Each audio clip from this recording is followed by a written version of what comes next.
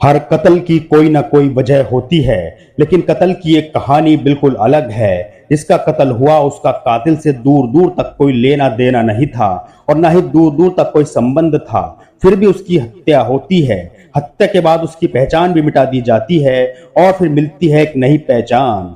लेकिन कुछ दिनों बाद एक कातिल की तलाश पूरी हो जाती है। अब इस कातिल ने कत्ल में शामिल किरदारों की कहानी बताई तो पुलिस भी चौंक गई।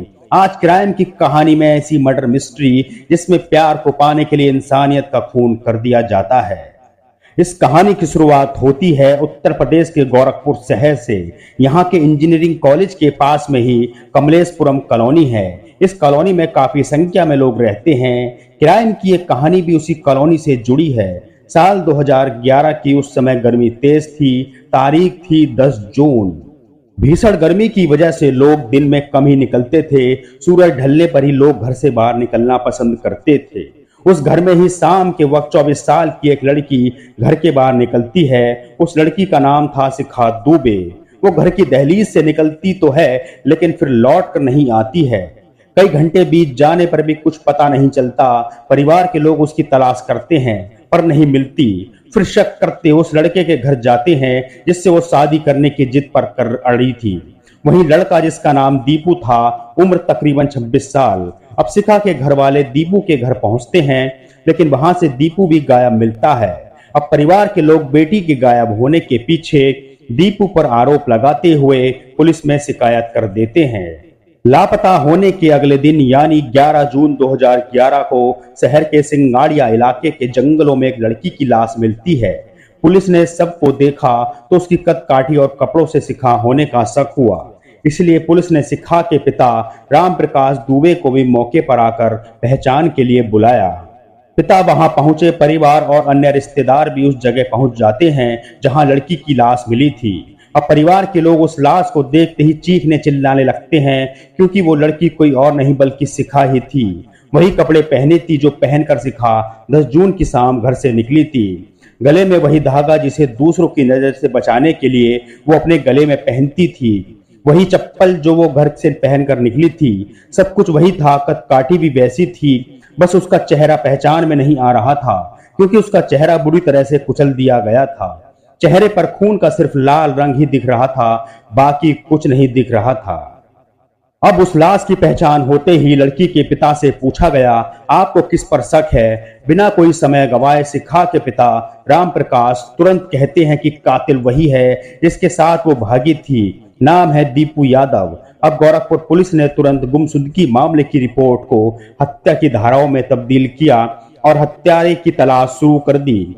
इधर शिखा के परिवार ने उस लाश का पोस्टमार्टम कराया, फिर अंतिम संस्कार भी कर दिया। अब परिवार के लोग आरोपी को जल्द से जल्द गिरफ्तार करने की मांग कर रहे थे। इस घटना से लोगों में भी नाराजगी थी। गुस्से में लोग तुरंत कार्रवाई की मांग कर रहे थे। पुलिस के आला अधिकारी भी मामले में तेजी से कार्रवाई के लिए निर्देश दिए।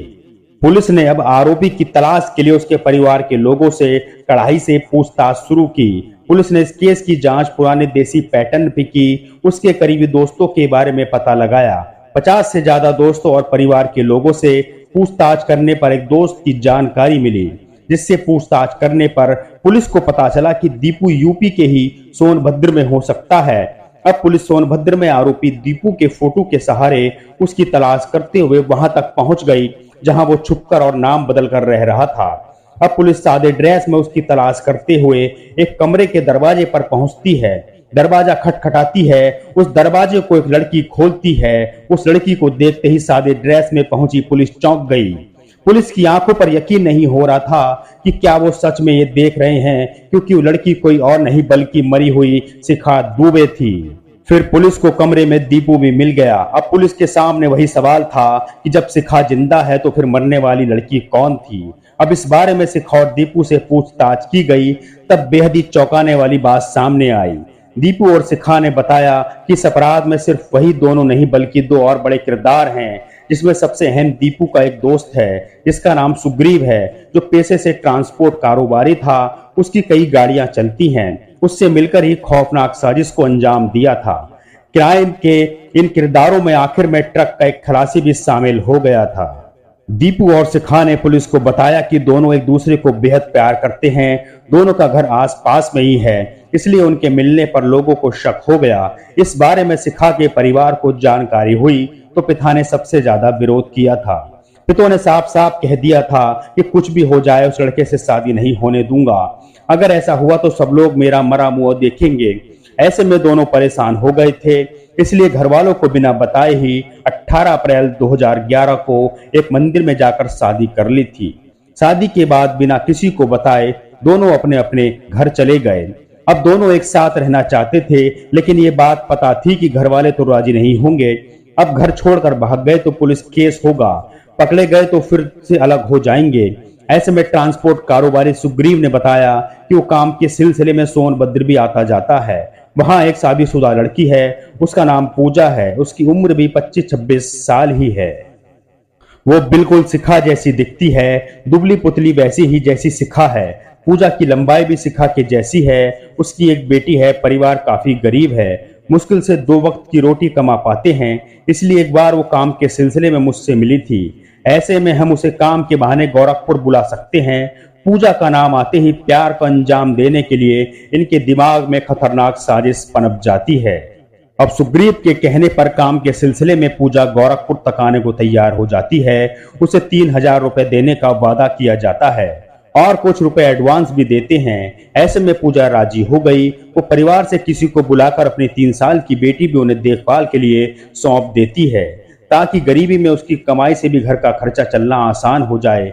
लेकिन उसे क्या पता था कि वो जहां वो जा रही है वहां उसे मौत मिलेगी। अब वो तारीख तय की गई 10 जून। इसी तारीख को सुग्रीव खुद ही एक ट्रक लेकर सोनभद्र से गोरखपुर के लिए चला था। उस ट्रक में खलासी बलराम भी था। अब ट्रक से ही पूजा को लेकर सुग्रीव और खलासी बलराम गोरखपुर आते हैं। यहाँ के सुनसान जंगल वाले इलाके में ले जाते हैं। यहाँ बताते हैं कि कुछ लोग मिलने के लिए आएंगे। इसी बीच सुग्रीव ने फोन करके शिखा और दीपी को भी वहां बुला लिया। घर से निकलने से पहले ही दीपू मार्केट से पूजा के लिए नए कपड़े खरीद कर ले आता है। उसे बैग में रखकर दोनों जंगल में पहुंच जाते हैं। फिर पूजा को उस जगह से दूर ले जाते हैं जहां ट्रक खड़ा था। ऐसा इसलिए ताकि ट्रक के पहियों का निशान ना मिले। इसके बाद सुग्रीव और दीपू दोनों मिलकर पूजा की गला दबाकर हत्या कर देते हैं। इस मर्डर के बाद शिखा अपनी साजिश की शुरुआत करती है। वो मर चुकी पूजा के कपड़े उतारकर अपने पास रख लेती है और जो कपड़े पहनकर खुद घर से आई थी वही कपड़े उतारकर मरी हुई पूजा को पहना देती है। शिखा हमेशा अपने गले में एक धागा पहनती थी। उस धागे को भी उतारकर पूजा के गले में डाल दिया और चप्पल भी आसपास में छोड़ फेंक देती है। इसके बाद शिखा नए कपड़े पहनकर तैयार हो जाती है।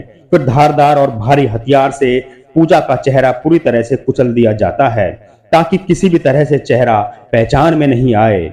इस तरह मरी हुई पूजा को शिखा का रूप देकर सभी अलग अलग निकल जाते हैं। दीपू और शिखा दूसरी गाड़ी से वहां से निकल जाते हैं। वहीं सुग्रीव और खलासी पूजा के सबको वहां से लेकर सिंगाड़िया के पास जंगल किनारे छोड़ देते हैं, ताकि उनके बारे में कोई भनक नहीं लग सके। इसके बाद धारदार हथियारों को दूर के नहर में फेंक देते हैं। इसके बाद दोनों ट्रक लेकर निकल जाते हैं। सुग्रीव के कहने पर ही दीपू और शिखा सोनभद्र में जाकर नाम बदलकर रहने लगते हैं।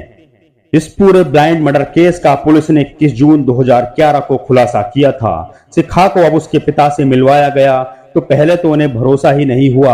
ये सोचा ही नहीं कि जिन हाथों से बेटी का संस्कार किया था अभी वो हाथ उसे दोबारा जिंदा भी छू सकेंगे। इसलिए भरोसा करने के लिए उन्होंने पहले शिखा के चेहरे को अपने हाथों से छूकर ये पता लग गया वाकई ये शिखा ही तो है। फिर जब यकीन हो गया तो वो लड़की शिखा यानी मेरी बेटी ही है। तब पुलिस के सामने कह दिया कि ये मेरी बेटी है, लेकिन वह मेरे लिए मर गई है। वो उसी दिन मर गई थी जब उसने दीपू से शादी करने की बात कही थी। इस केस में दीपू, शिखा, सुग्रीव और खलासी बलराम को भी पुलिस ने गिरफ्तार कर उसे जेल भेज दिया गया। लेकिन अफसोस उस पूजा का जो गरीबी में अपनी मासूम 3 साल की बच्ची को छोड़कर गोरखपुर आ गई और बिना किसी दुश्मनी के मौत की नींद सो गई। अफसोस इस बात का कि प्यार को पाने के लिए 2 लोगों ने खुद के बजाय उस मासूम पूजा की कुर्बानी दे दी। इस प्यार को पाने के लिए दोनों ने दूसरे का परिवार तबाह किया। वो बाद में खुद भी शादीशुदा जिंदगी गुजार नहीं सके। जेल से जमानत पर आने के बाद भी दोनों अलग हो गए। तो सच्ची क्राइम स्टोरी थी गोरखपुर की, कैसे इसमें एक लड़की अपने प्यार को पाने के लिए मासूम पूजा का मर्डर कर देती है। अगर आपको आज की क्राइम स्टोरी अच्छी लगी है तो कमेंट्स बॉक्स में जरूर बताएं, और अगर आपने हमारा चैनल सब्सक्राइब नहीं किया है तो चैनल को सब्सक्राइब करें, साथ ही नोटिफिकेशन की बेल आइकन को प्रेस करें। मिलते हैं आपसे अगली सनसनीखेज क्राइम स्टोरी में। नमस्कार।